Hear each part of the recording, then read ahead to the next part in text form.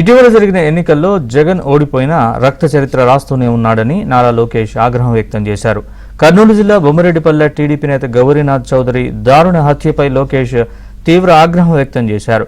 YCP faction పాలన వద్దని జనం చీకొట్టిన జగన్ రెడ్డి బాబాయిని చంపినట్లే జనాన్ని చంపుతున్నాడని అన్నారు. రాష్ట్రంలో హత్య రాజకీయాలు ఆపకపోతే తీవ్ర పరిణామాలుంటాయన్నారు.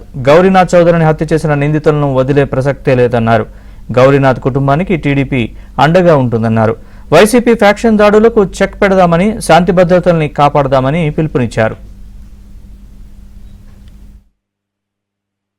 దారుణ హత్యపై లోకేష్ తీవ్ర ఆగ్రహం వ్యక్తం చేశారు. వైసీపీ ఫ్యాక్షన్ పాలన వద్దని జనం చీకొట్టిన జగన్ రెడ్డి బాబాయిని చంపినట్లే జనాన్ని చంపుతున్నాడని అన్నారు. రాష్ట్రంలో హత్య రాజకీయాలు ఆపకపోతే తీవ్ర పరిణామాలుంటాయన్నారు. గౌరీనాథ్ చౌదరిని హత్య చేసిన నిందితులను వదిలే ప్రసక్తే లేదన్నారు.